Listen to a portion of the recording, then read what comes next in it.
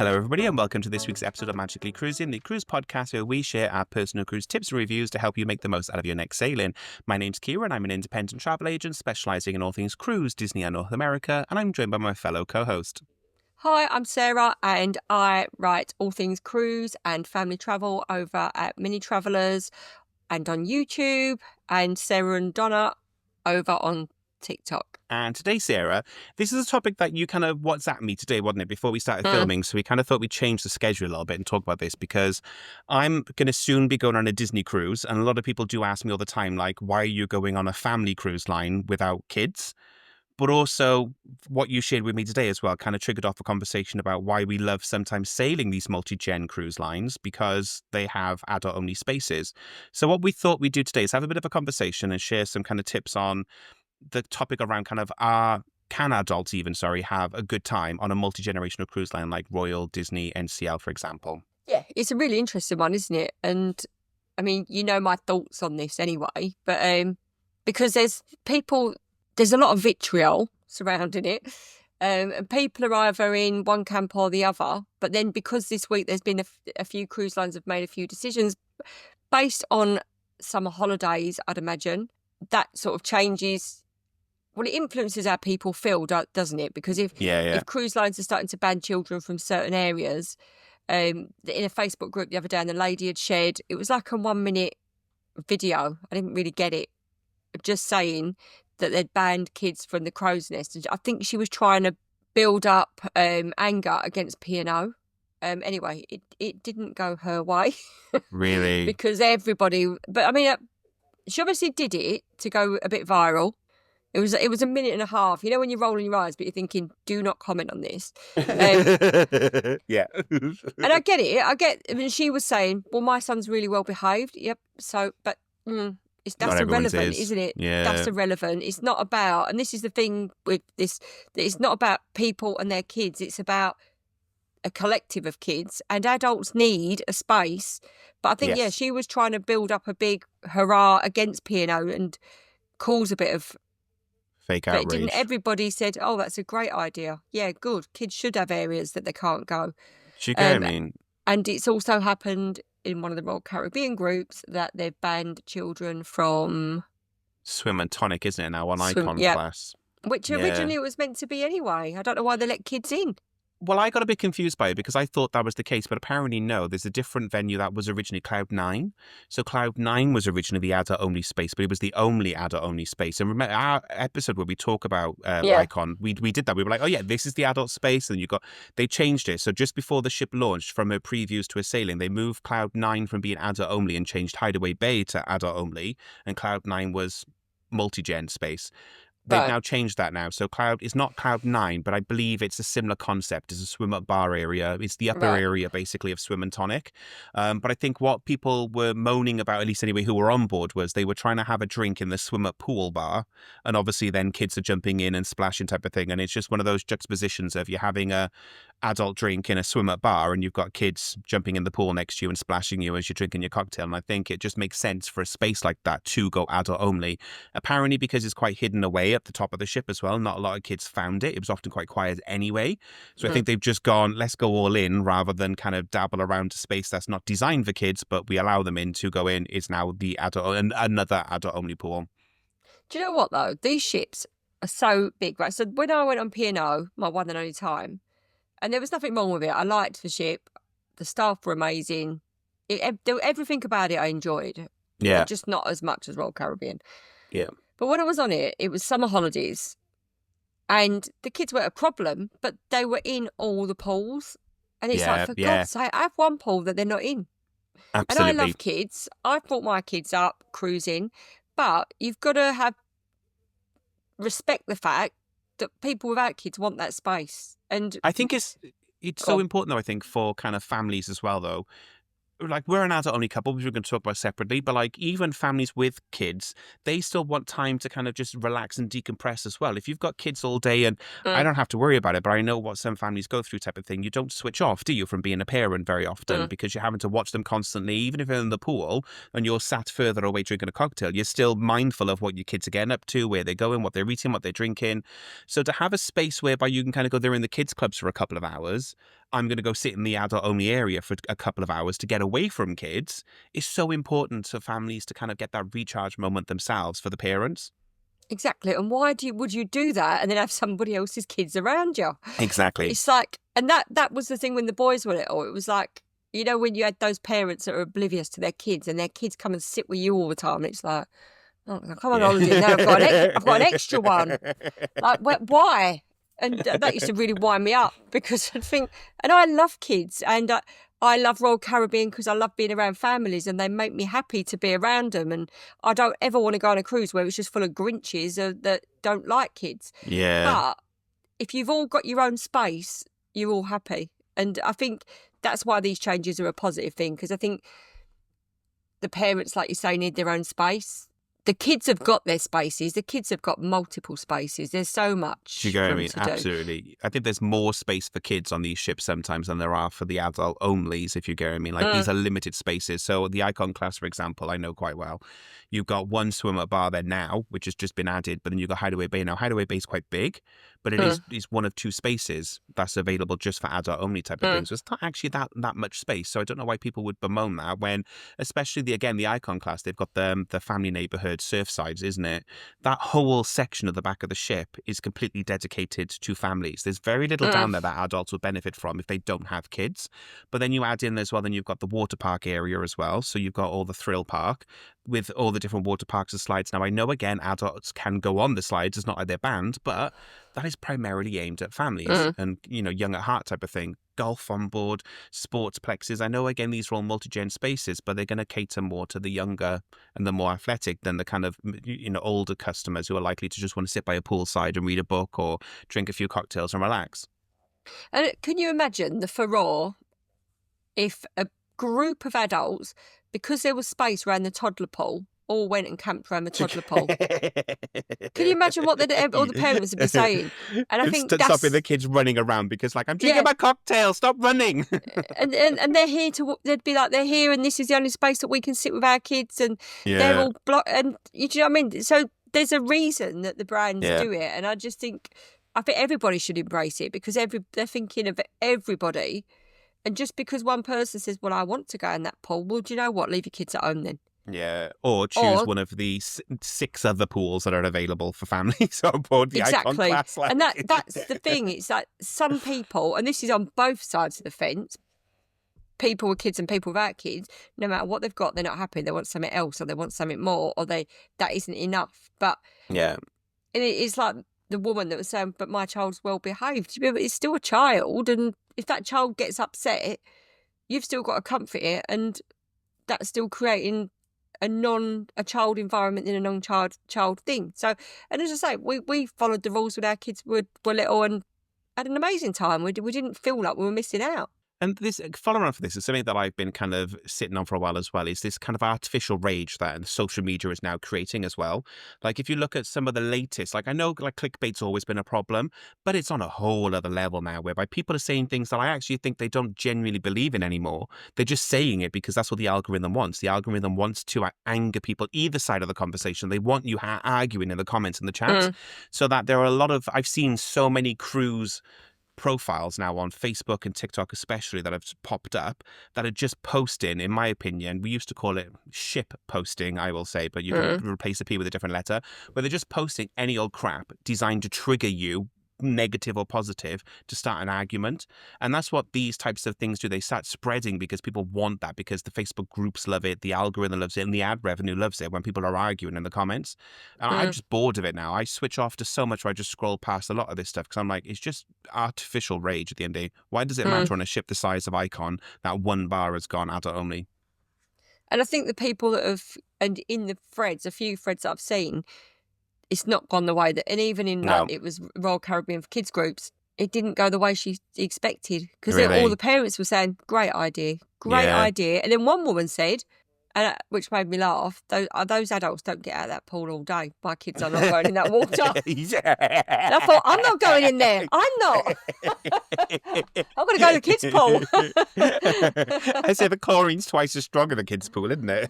Oh. So, but then I was thinking back to celebrity. There were people that never got out of the pool. Oh my god! Yeah. Oh my god! Do Yeah. you know what they Yeah. should Say, don't go do? down that rabbit hole. They should, they should put the dye in, shouldn't they? So when someone wheezes, the water goes Apparently, blue. this dye is a myth, though. So everyone talks about this magical dye that makes water change color if somebody does go to toilet in the water, and apparently it doesn't exist. It's just one of those urban legends that was set up by someone to put the fear of people doing it No, that it I'm doesn't actually sure I've seen exist. it at a Disney hotel. I have seen it at a No, Disney hotel. apparently it's a myth. Because I've No, tried to I've find seen it. evidence of it. I've I've tried seen to find it. evidence, and I can't find any evidence of it ever existed. I've seen it when one of the boys was little, and it was blue, and it stained their shorts. And I was Really? like, whipped them out, got a right telling off. They were only like really little, but yeah, I've seen it. It definitely is a thing, but they should put it in. They should. Yeah. I think it's just wrong that people do that at the end of the day. Here, it happens quite a lot in swim up bars. Quite a lot. And, Yeah. oof, yeah, Ew. I see you could be sat there and it could be wafted across your. That moment in it where you're like, oh, that's a bit of a warm spot. Yeah, You're like, I'm "Oh." not getting in. I'm not getting in. And that's I suppose the reason not to go on cruise ship poles. No, well, I'm very, like, Phil has instilled this into me. Phil hates water. He's not a big fan of, like, pools and water and things like that. A lot of body confidence issues, but also a hygiene thing. And Phil has made me a bit like that as well, whereby I'm a bit like, I'm in the Virgin Voyages pool on Scarlet Night, and I instantly a bit like, I think I need to shower now, because this water just doesn't feel like clean water type of thing. And, like, I'll paddle for a little bit. I'm like, yeah, I think I need to shower this off now. I don't know what it is. I've become a little bit like, I think what it is sunscreen actually sits on the top of the water. Yeah. So when you're getting in and out, it's it feels dirty, but it's actually other people's water, sunscreen on the top of the water more than anything. I think there's something to be said, but for resorts with giant swimming pools, isn't there? When you see them, it's like, oh, I love this. Yeah. But how did we digress to that? Welcome to the podcast. What I will say, because what sums up this conversation really well is looking at Disney, because obviously I'm going to be going, in case I've not mentioned it, I'm going on Disney soon. And we're going on the fantasy. And the reason why we fell in love with the fantasy as an adult-only couple is because of how great the adult-only spaces are. And I think I've said it in the past that on Disney, on the Magic, the Wonder, the Dream, and the Fantasy, the first 4 ships at least anyway, it feels a bit like a ship within a ship, because you've got the adult-only district with the 6 different lounges on at least the Dream class. And then you've got the adult-only pool areas as well, where you've got multiple pools to sit in, the adult-only coffee shop. As an adult-only without kids, it feels like you've got your own little kind of suite area almost. And then on the Wish class onwards, so the Wish, the Treasure, and the Dream, they've gone and redesigned and reconfigured the spaces, and there's been a lot of negative feedback around that's the weakest part of those ships, where the original ships nailed the adult-only spaces so well by creating a really nice big space. There's a lot of, like, there's a haven almost for adults. The adult-only spaces are a bit more spread out, and the kids have got to walk past them to get to and from different venues. So you'll be in, like, Sarabi is the one on the Treasure. I was watching a video the other day, and they were saying, like, it's open air venue, but the adult only shows are happening while the kids are walking back and forth to the main theatre and the cinema type of thing. So it's not really like a safe adult only space where you feel like you can relax. You've still got kids walking past. And they say as well, like, the adult only pool is right next to where the Aqua Mouse finishes, the onboard water coaster. So they say you sat there relaxing in the adult only loungers, but you could just hear the loop from the attraction constantly going over. So every minute you've got Mickey Mouse saying, like, oh my God, guys, hope you had an amazing time. And that's on constantly all day type of thing. So to say that they haven't really thought it through too much, whereby it's not the relaxing haven that it is on the older ships. So it's funny how a design change as well can also impact how those adult-only spaces feel. Yeah, definitely. I mean, because I suppose on Royal, but I mean, on Celebrity, there were no kids, I don't think, 1 or 2. But I did miss families being around, even though I really enjoyed the ship. It felt a bit flat at times. Where on Allure, they were there, but they were never a problem, really. I mean, there was once we were in Playmakers and there was a couple coming with a baby in a pram and it was screaming. And then they started dragging chairs around. So we moved, but I didn't move angrily. I just said, oh, look, there's more. If you're moving chairs around, have our table and we'll go and sit outside. So I sort of consciously thought I'd take myself away from the situation, but I wasn't irritated by it because they can't stop a baby crying. No. And they needed more space anyway. So it wasn't like a... So there's plenty of opportunity to take yourself away from it if you need to. But Playmakers is on the boardwalk. The boardwalk is where all the kids are. It's just a lovely family atmosphere. If as a mum, I like that. So we've not been on the icon class yet, have we? And this is where by this conversation's kind of started off from, jumped on from. But I think because if you kind of look at the Oasis class compared to the icon class as well, it feels like Royal have really enhanced that concept of having kind of different spaces for different types Mm, of families or different types of people. Because if you look at like the boardwalk on the Oasis class, obviously you've got playmakers nearby. So you have like an adult lounge or an adult bar. mm, It's not adult only, but like you've got a bar basically next door to the roundabout and the Aqua Theatre. Whereas on the Icon Class, they've really spread everyone out a bit more. So you've got like the Aqua Dome, which has, like, I would say, a more adult-friendly eatery because it's more like a food court with the different mm. food stations leading into the Aqua Dome. And then obviously you've got Surfside, which is very friendly. So obviously the food down there is going to be a little bit more chicken nuggets and chip style food, like more kiddie food. Even though you can get an adult bite, it's very much stuff Mm. kids would like to eat, pizzas, things like that. So it feels like Royal are going all in on this complete separation of zones and moving kind of families, multi-generational families, and also adult-only couples. So they've all got their own space to kind of enjoy and relax. But I suppose all they're doing is adjusting to the size of their ships, aren't they? Because what they've always done amazingly is channel people well. So I Yeah. suppose what they've had to do is build bigger ships and then look at it and think, right, okay, well, what needs to change? And I think they're really good at that. Yeah. And I'm assuming that they've recognised that actually Playmakers maybe doesn't work there on a family friendly day, because Yeah. when there's a baseball game on and everybody's cheering and you've got little kiddies there playing whatever they have on the boardwalk and all the deck games, maybe the two, I mean, I love it, I love the atmosphere, I don't think there was anyone that didn't, but there's more people on, so you've got to channel people better, and that's what they're doing, I guess. I'm going to have a look. I actually don't know where Playmakers is on Icon. It could actually be there, but I think it's more by the casino. I'm going to double Yeah, I check don't where it think it is. is, because I think when I looked, Surfside was all four families. Adventure Ocean Playmakers. Oh, it's actually opposite the kids clubs, weirdly, but it's not. So you've got Adventure Ocean. It's on the promenade, basically, Playmakers, but it leads into the family area. So it's currently on, what deck am I on? It's not on the boardwalk anyway. It's on, it's Oh, on the upper pardon me. deck of the boardwalk, on the upper deck, sorry, of the promenade, towards the back. But that makes sense, because you've still got like your foosball and your pool game, like playing Yeah. pool and snooker and stuff. So that does make sense that it is a Yeah. family space as well as a space for sports Yeah. fans. Isn't it like this is where we were saying, like, you've got obviously Surfside, which is very much for the kids, with the kiddie splash pool and all that stuff is now, even though there's another splash pool upstairs, this is where they're kind of focused on the sweet shop and all that stuff's there. Playmakers is kind of near it. So it's kind of that transitional space, if you get what I mean. So it's somewhere Mm. the kids can go, but it's a bit more of a bar. And I think this is what Royal is doing more so with the newer ships, that they've always done it, but I feel like they're very good anyway at offering space for everyone. And I think that's why it's so important that there are adult-only spaces and there are also adult and family-friendly bars that you can go to as well. I think it's just great that they have that option. And other cruise lines are available. But that's, you can be biased. Biased is fine. Yeah. But then P&O are obviously doing the same as well. So they're recognising that it's the balance of keeping your families happy, like you say, giving your families the space to go without the kids, and your non-family orientated people, giving them a bit of a space so that everybody's happy. I mean, there will be people on there with grandchildren, won't there, and stuff like that, but I would avoid going in the summer holidays anyway, because let the families have the space, and we'll Yeah. go, in term time when there are still families on. Yep. But Not as many. unless you're a teacher, I suppose, that some people can't choose, can they, the holidays? But then this comes back to like the right cruise line for every single person as well. If you are somebody who is tied to having to travel during the holiday periods, the family holiday periods, don't pick a multi-generational cruise line if it worries you about it, or double check that the ship you're booking has adult-only spaces if you are worried about it. And this is where the conversation started from. This is why these ships are so great. You have all the amazing venues like the ice skating rink, the Aquadome. You have kind of the arcades, the stuff that for the young at heart, the water slides. Like I was dealing with a couple the other day that they want to go on. They normally sail Virgin, but they want to do Royal because they want water parks. They want kind of that just like young at heart adventure stuff, the zip lining, rock climbing, because Virgin don't offer it.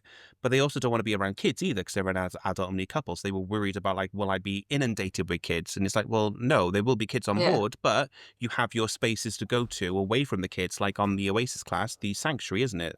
At the front of the ship, you can go there and enjoy kind of space away from the kids. Every single Royal ship has at least one area that kids aren't allowed in general. Disney do the same thing as well. There's adult-only areas. NCL as well. You've been on NCL. I've only ever been on a ship visit with Norwegian as well, but they do the same, don't they? Am I right in saying Spice H2O isn't that adult-only, but isn't it chargeable? Well, no, is it the club? So when we went on we went on Encore, and for some reason it didn't have Spice H2O on, but Bliss did. But I don't know if Okay, they've added it recently. I think they've just added right.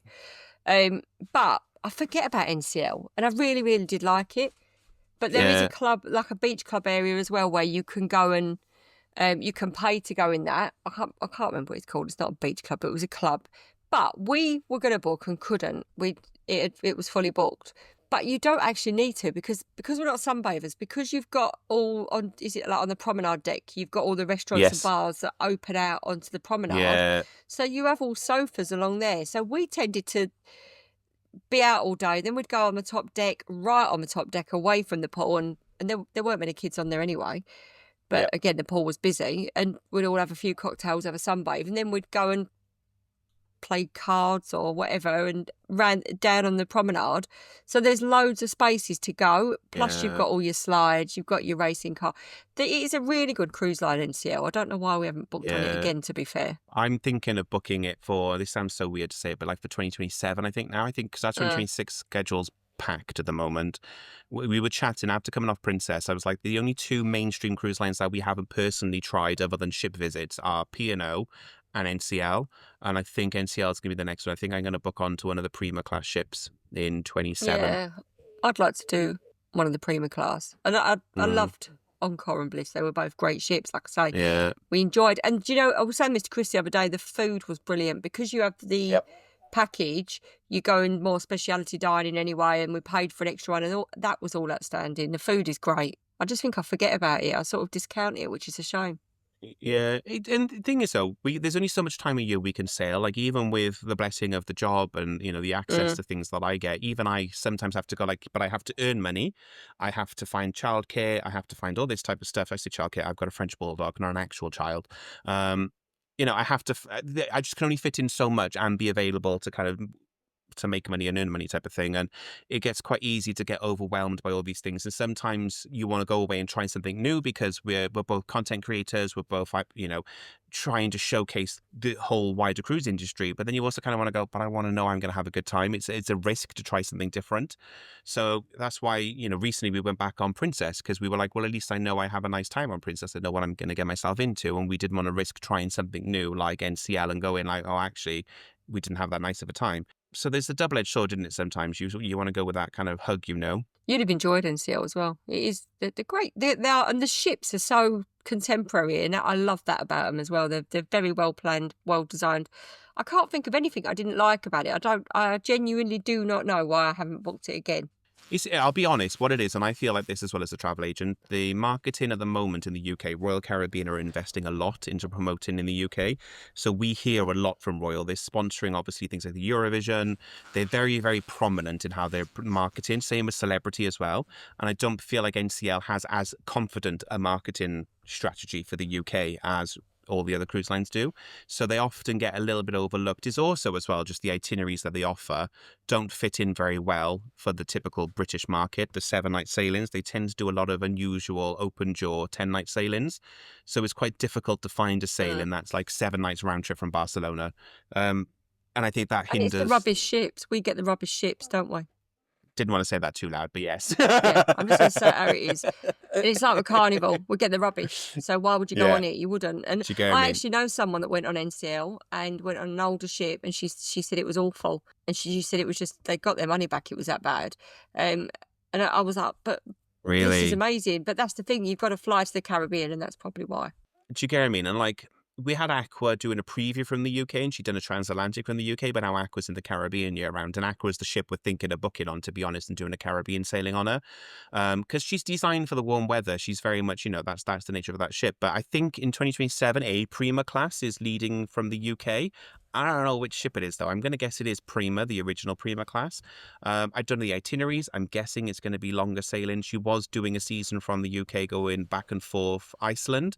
I've seen the press release. I haven't read the press release because I've just been so inundated with admin this month. I haven't had a chance to look at something that's not in my current, core product offering. But NCL is one that it keeps circling around. I've got a really great relationship with the team here in the UK. I think they're not as focused as like Royal are.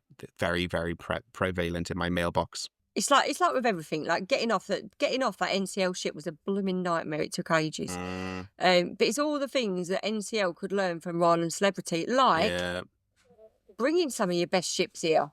yeah, Not out of Southampton.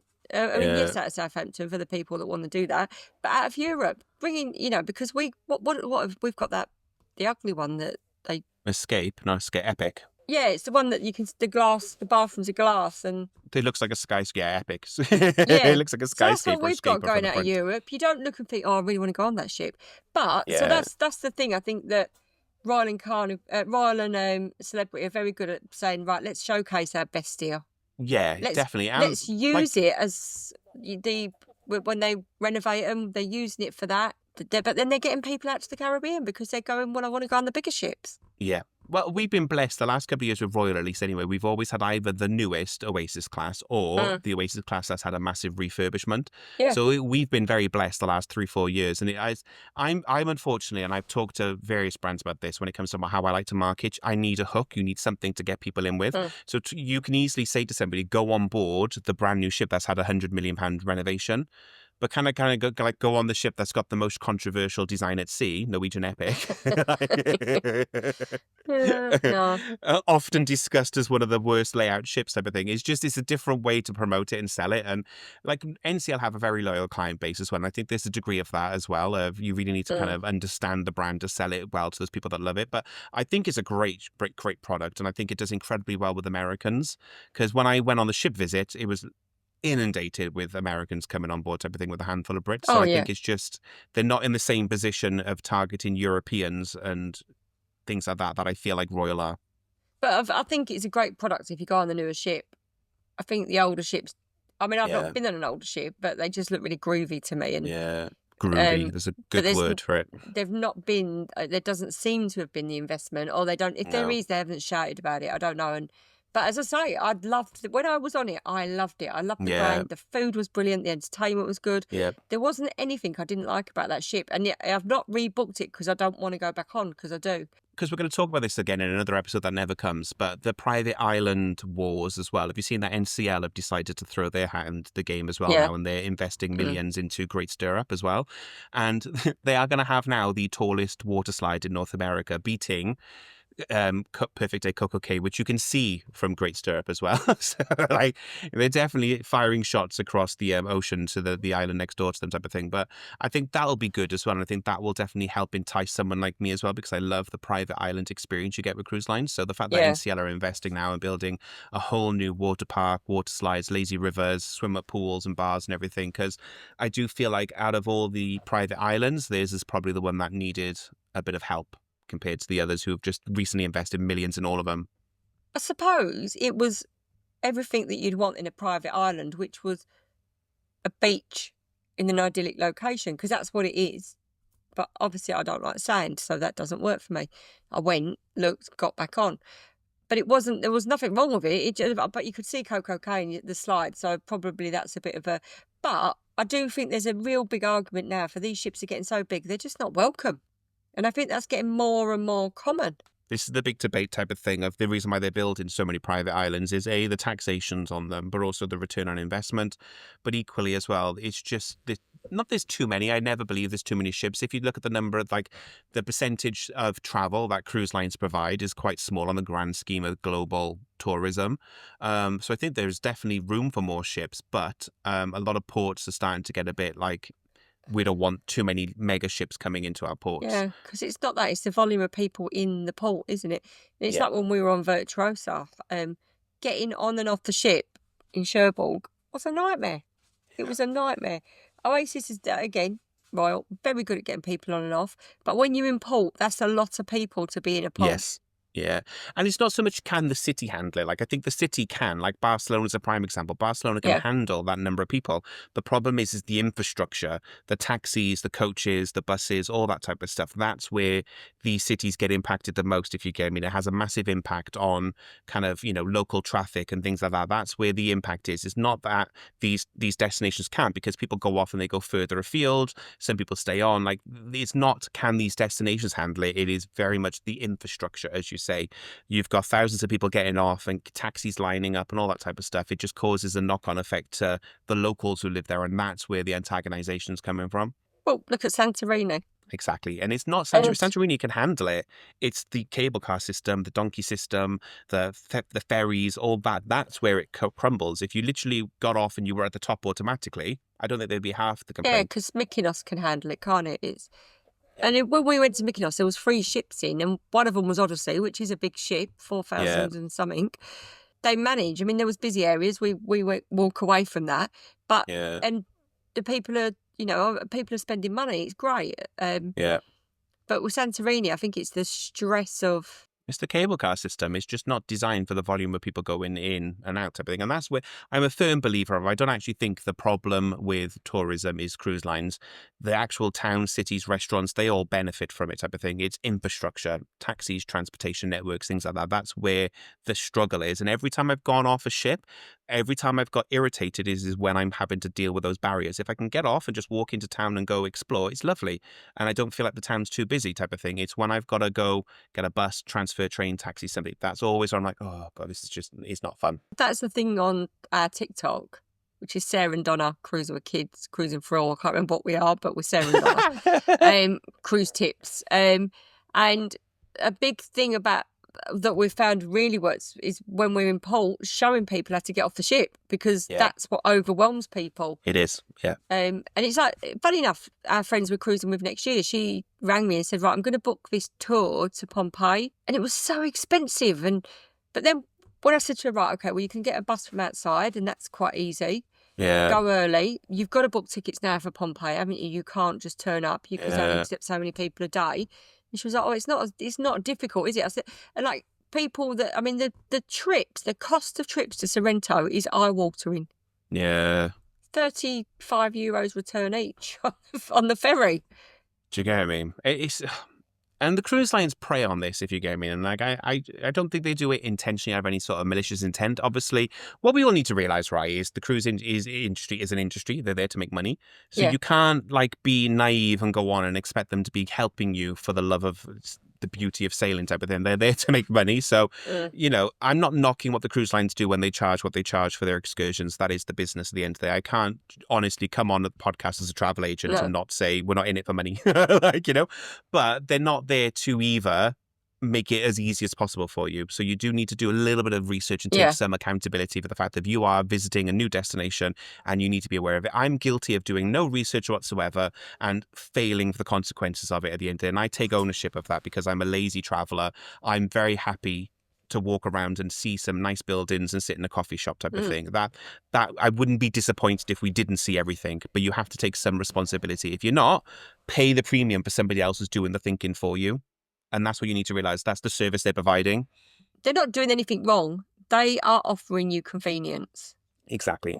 That's what they're offering you. But what we're in is a huge growth period of cruise where there's so many people going on these ships that have no idea. And you forget that they don't know what a muster drill is. They don't they don't know how to get on the ship, what to do on boarding day, what to pack, how to get off the ship.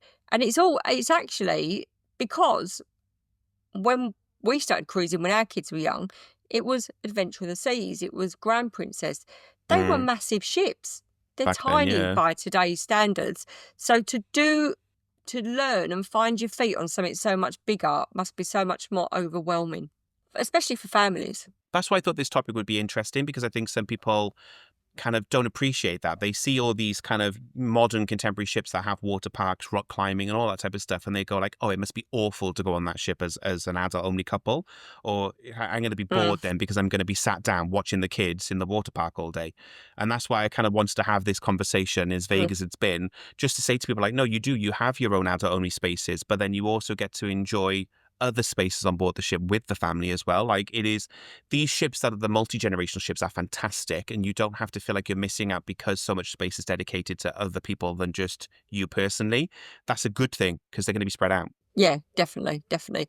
And as family, it's amazing because there are adult only spaces and you've got kids clubs. So Yeah. we used to have the rule that our kids only spent so much time in, but when they were in there, we could go to the casino. Where on land can you do that? There's not many Yeah. places where you can, they go off. You know that they're with registered nannies and nursery nurses who are Yeah. qualified and they've been vetted and they've all what's it called? I can't think of the name of it now, but Background like check, didn't it? all The background police background checks. check. Yeah. You know that you're going to put them in there for a couple of hours. They're going to have an amazing time, but then you can go and have a romantic meal, spend a bit of time in the casino, and Yeah. that's when you're going to appreciate the adult only spaces. Exactly. Do you get what I mean? That's the key thing with this. Of don't dismiss a multi-generational ship, even if you're not a multi-gen family. So you're not going on with kids. Don't dismiss them as kind of going like they're not for me. I'm never going to use the water parks, never going to use the slides type of thing. That is one element of a much bigger ship. Like Royal Caribbean have nightclubs. Like I was craving nothing more when I was on Princess, which isn't as heavy a multi-generational ship, but I was craving a proper nightclub. And I know on Royal sometimes it's boleros, sometimes they turn the ice skating rink into a nightclub. But I was craving just that typical traditional kind of we're going to play music until silly o'clock and you just dance. There's nothing else to do here but drink and dance. I was craving that on Princess, and you get that on Royal Caribbean because the abundance of space, the abundance of choice, and because they want to make sure the adults are having a good time. You have a proper nightclub. And I love on the promenade when they do, because there's all sorts going on the promenade, and that suits everybody. I just love that. And I mean, the Halloween parade this last year, it was brilliant. It was so much fun, and it's just stuff like that where on land would you go and get dressed up and go to a Halloween parade? And it's Chris's friends think it's hilarious. He's never Well, that's lived the it thing, down. isn't it? You just got to be open to it. And I think, and this, it goes back to what you were saying about like people don't realize. And that's why I think, again, sometimes you lose sight of that as well. Of like people don't realize just how much choice there is on a cruise line.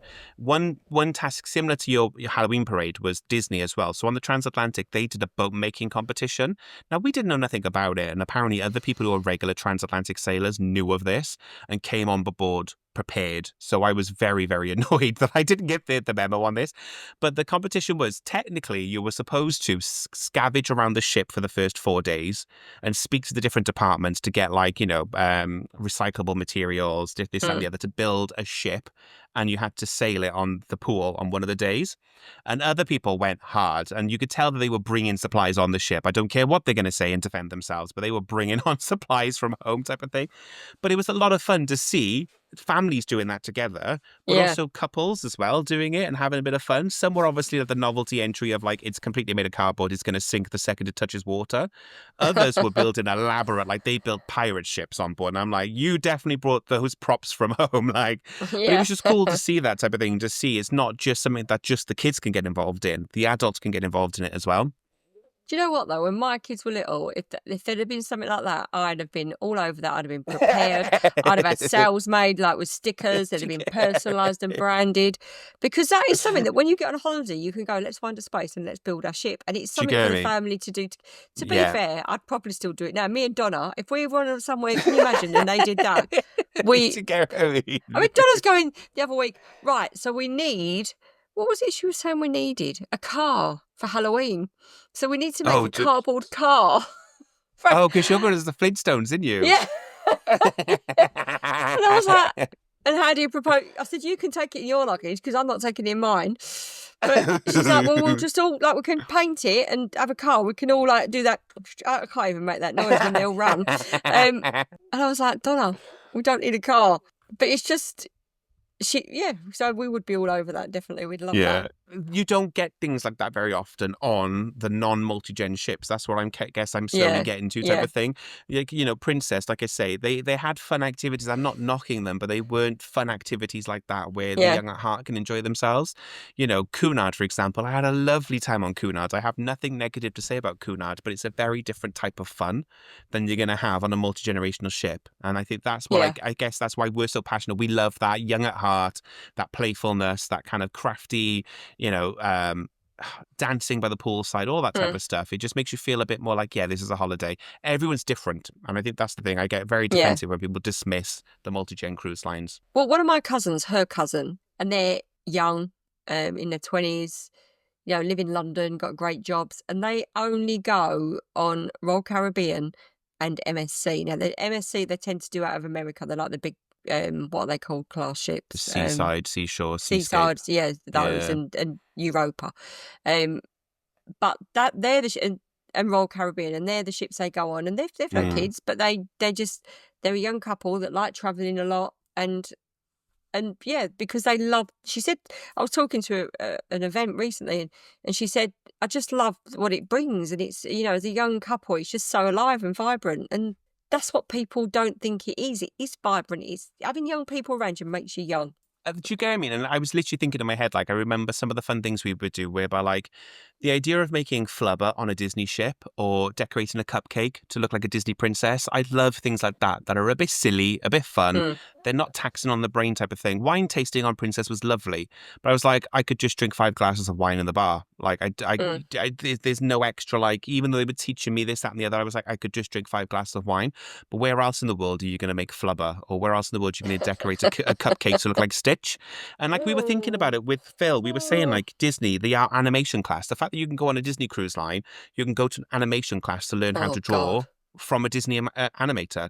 Now, where else can you do that other than a brand like Disney where it's multi-generational? Because the kids would love it, but adults who love Disney would also love to do something like that as well. The more you talk about it, the more I think I want to go. I'm going to annoy you so much for the next like three, Oh, four you are. months I'm of going to be so leading up jealous. to it and coming off it. Like, I'm going to be unbearable. We're so Uh, excited. And the thing is, I'm Disney mad, so I don't know why I've not done it. I just don't know. it is amazing, and I think they do what they do incredibly well. And again, I'm a firm believer, and why I stand by Disney so much is they know who's paying the bill. They know that it's adults who are going to be paying that bill at the end of the day. So they want to make sure the adults have just as good as time as the kids. And this is a brand that has an entire deck dedicated to kids clubs. Like there's massive, some of the best kids clubs at sea on board. The sail away party, Mickey and the gang come out. It's very much geared at families and kids, but they also know that it's adults picking up the bill as well. So they have incredible drinks classes. They have really fun adult spaces that the adults feel like they're being looked after, adult only entertainment and quizzes type of thing. These ships sing for adult only couples. Like I say, me and Phil, we've done 2 adult only couples, a honeymoon and a transatlantic with Disney. Loved every second of it. It was incredible because we felt like we've been looked after. Yeah, I think I'm going to try it. I'm going to try it.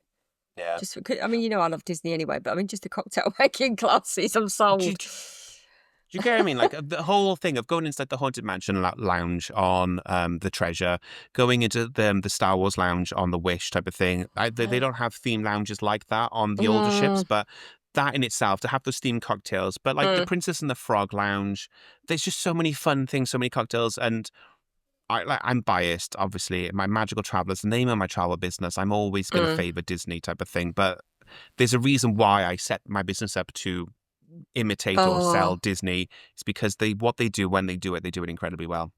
and I love Tiana, so I'd love that. I would, oh my Yeah, God. And I'd weep. I would weep in the yeah. Haunted Mansion. Do you Chris, get Chris me? would be like a kid in Star Wars. I mean, I've been in Star so Wars close to Land, booking the Treasure. oh, well, you maybe need to find us a deal.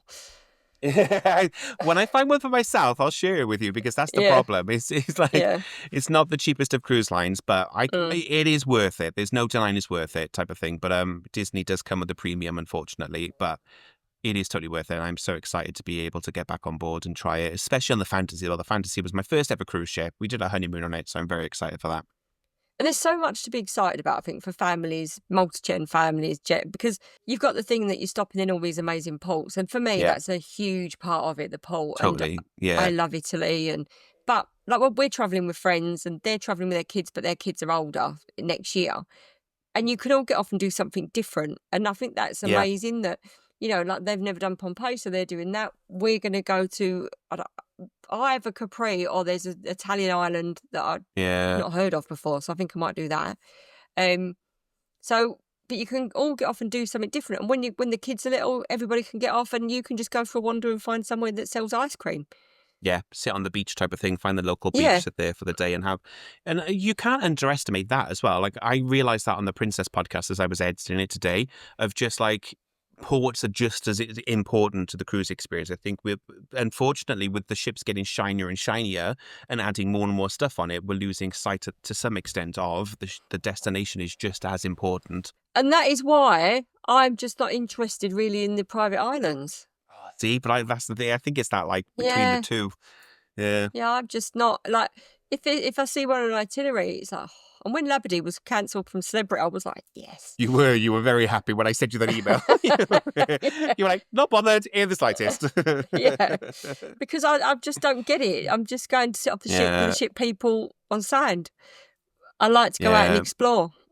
I think so. We need to do this episode then on private islands, so I can just try to convince you on it, because Castaway Convince me. Key was the first one I ever did, and I loved Castaway Key. We did the 5K fun run to get off the ship, which I walked the entire route. You go off and you explore it. It was originally an island used for drug smuggling, so there's a lot of like remnants to kind of that history about it.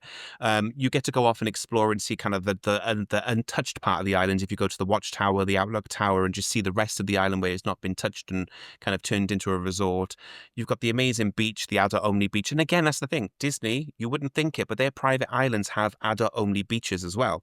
So even if you go on to their private island, you're still going to be able to get that adult-only experience. Like, there's just so much to love about doing a stop off at Castaway Key, or in the other one now, Lookout Point type of thing. And Coco Cay has the same thing as well. There's the adult-only areas there as well. There's just... I don't know. I love things like that. But I think it's because I don't like pushy beach culture. So when you're getting like harassed constantly to buy Yeah. stuff and people coming up to you all the time. So to be able to go somewhere whereby the only person harassing you is somebody asking if you want another cocktail from your drinks package, I'm like, done, nailed it. Yeah. So do they have drinks packages then on? Disney don't know. So there's no drinks packages. Obviously with Virgins it's the bar tab, so you can extend your bar tab. With Royal, yes, your drinks package does go over onto the private islands. And so how does that, just like if there's families on here or anybody that's thinking of booking Disney, how does it work? You just buy drinks like you did traditionally? Pretty much, yeah. So they don't do any drinks packages, and I think if you're somebody that makes a break for you, you're not going to probably be a Disney cruiser. It's very easy to get drunk on Disney. I have. So what they do is they have a cocktail of the day, typically. So every day there'll be one cocktail that's fixed, chosen by them, and there's a mocktail and a cocktail that's the drink of the day. That's like $9. Everything else is just pay as you go, and it gets added to your room bill, basically. Do you know what? It will probably feel quite freeing, that, because I think that we've got to the stage where the drinks packages have become a bit of a bind. We didn't know better when we first sailed because we'd never done another cruise line. Oh. So it didn't even enter our brain type of thing. We spent a lot of money on alcohol on that cruise, but we were literally, me and Phil were having this conversation this week about Legend next year. And I was saying to Phil, like, how about we don't take out a drinks package? How about we put what we normally spend on a week on Virgin? We normally buy 2 bar tabs, $800 basically. Why don't we put $800 on the room? And basically that's our drinks budget. And once we've spent that, we've spent it. And we may just not feel, because the drinks package for us for 7 nights on Legend is $1,200. So we could spend £800 like we normally do on a 7-night on Virgin, where the drinks are the same price anyway. I don't know. It's something that I want to test on a cruise soon. I think obviously, well, we're doing Disney in a couple of weeks, so it'll be interesting to see, like, without a drinks package, how much we would drink. Well, we're not doing it in April. I mean, we'll be Diamond, so we'll get the 4 drinks each a day. Yeah. But I think my panic was not having enough water. Yeah. You're thinking, oh my God, because I literally have, I mean, on the last cruise, our cabin steward must have thought I was mad because it was just constantly full of Evian bottles and San Pellegrino. But you can get a water package. So I thought, I'm going to get a water package. Do you know what? It so annoys me that this is something you have to worry about. And we've realised on Princess, we've been so spoiled by Virgin, where water is in your cabin every day, replenished twice a day minimum, to then go on Princess, whereby we were like hustling to get bottled water to our room. And then when it turned up and it was in plastic disposable water bottles, just really irritated me. And I was like, I've never had to think about this because I'm so used to being spoiled by Virgin and how they do water. Why is it so hard to put water fountains everywhere on the ship?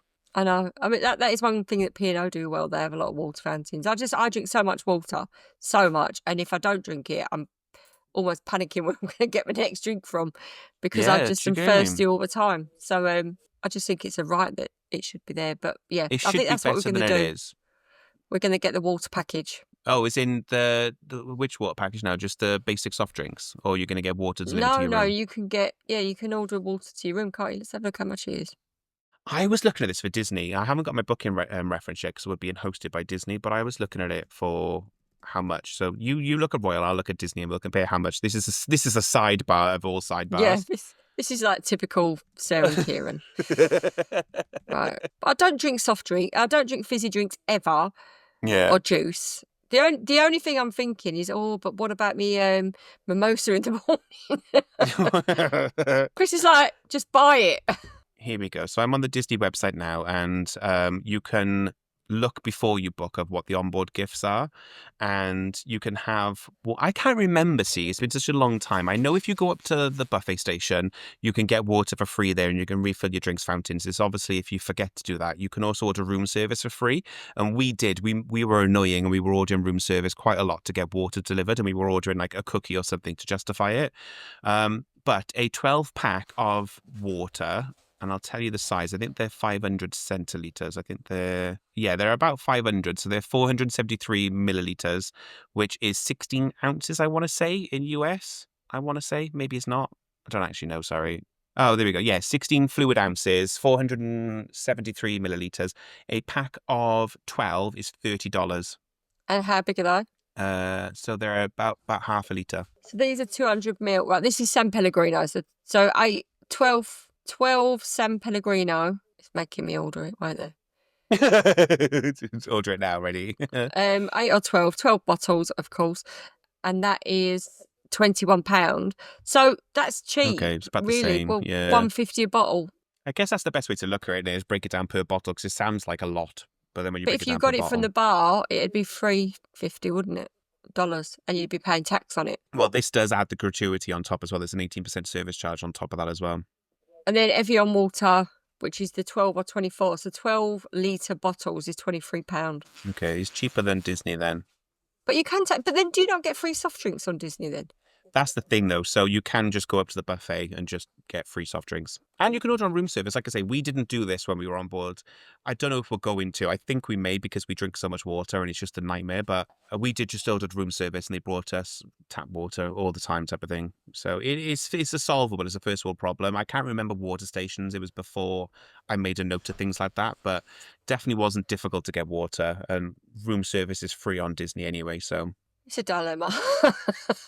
it is. I've got a lovely drawer here that I call my first world problems when selling holidays. You just pop it in there. Pop in there. It's like, will we make a podcast about it and talk about it extensively for 2 years? Absolutely, we will. But it is definitely a first world problem. But yeah, it is something you do have to think about. If these are little small things that could make or break your holiday. I do think somebody pointed out the other day, they were like, if you're quibbling over paying, I think it was like they put the price up of Paolo's on Disney by an extra like $7. And somebody's like, if you're quibbling about paying $7 more for a specialty meal on a cruise you've likely paid multiple thousands of dollars for, yeah, you've got different priorities than some people in the world, I think. Yeah. And I think, it is annoying. I'm not saying it's not, that sounds very disingenuous. Like, it is annoying. Don't get me wrong. Nobody wants to pay for water when it's a basic human right.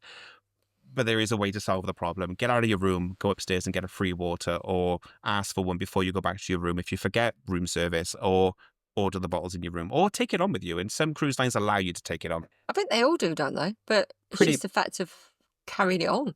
And this, again, first world problem, draw. I don't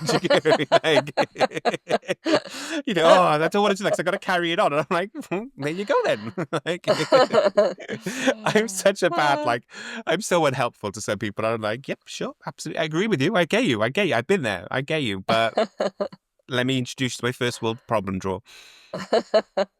Yeah, I'm moaning. I've got 4 free drinks a day. So, guys, I hope that's helped anyway. I know we've gone off tangent, but welcome to the podcast. We dictate the rules ourselves and we make them up as we go along. But we definitely wanted to. I think it's important to kind of just stress out to people. You don't have to, please don't panic anyway. When you see a cruise ship and think water slides, oh my God, it's going to be awful. I'm not going to have a good time. These cruise lines cater to everyone. And that's why we love them personally, because they offer something for everyone. So if you are ever interested in having this conversation anyway, you're not sure if you would like, MSC Virtuosa, Royal Caribbean, Celebrity, Disney, whoever, you want to have a bit more of a hand-holding situation, that's exactly what I'm for. So feel free to find me online anywhere under magical-traveler.com, or all my social media is magicaltrvlr. By the time this episode goes out, I should hopefully be about a month away from going on Disney. So if you're interested in kind of seeing firsthand, if you've always been intrigued by what Disney's about, then by all means, feel free to hunt me down on Instagram. That's usually where I share my stories when I'm on board. Disney have said they're giving me Wi-Fi, so I will be able to share that with you anyway, assuming the Wi-Fi is any good at sea. And then Sarah, sorry, I know you've got loads of content as well yourself. Where can they find that now? You can find us over, we've had a bit of a move, and we have moved over to Mini Travellers, more of a logistical thing. So we've got Mini Travellers website and Mini Travellers YouTube channel, and there's lots of cruise content on there. And Sarah and Donna cruise tips, I think we are on TikTok. Yep. Do you want to just share a little bit more then about Mini Travellers as well? Because I know Mini Travellers is a bit of a different project. Obviously, you had Cruising with Kids, which was purely cruise, wasn't it? But I think what's unique about Mini Travellers is it's very much aimed at family travel in general, isn't it? So you offer kind of tips about more than just cruising families. There's a lot of safari content, camping. It's quite a wide project, isn't it? Yes, it is. Karen, my business partner, founded it years ago. And I've come on board in the last couple of years to help run it because it's a beast. And that's how the cruise content has ended up there, because Donna is really busy. So I thought, well, rather than keep it on Cruising with Kids, it's family travel. And we've got, heavily lots of Eurocamp. That's a really popular. Karen and her girls very much are for tours, so they've toured Mexico, Sri Lanka, Africa. Then we've got cruise, and Disney, because that's what I do. So it's a smorgasbord. I can't even say that word. I just say it's smorgasbord. I can't say it. I can't say it. Of family travel. So basically, whatever your preference, it probably will be there. And I think that's really great for families to go and have a hub of tips, advice, and locations to make a choice. That's why I wanted to kind of talk about it a little bit more, because, we know you obviously Cruising with Kids type of thing, but I think Mini Travellers is really exciting for families anyway. If they're looking for inspiration of holidays to do, where they want to go, even if it's like day trips and all that type of stuff as well, you have City content breaks, like that as well, don't you? Everything. Where to see Father Christmas. I'm starting that soon. I'll be buried in Christmas content. Yeah, we have everything, but it's a really great resource. It's fabulous. Yeah. All right. Well, guys, I hope you've enjoyed this episode anyway, and we'll see you on the next one. Take care. Bye. Bye.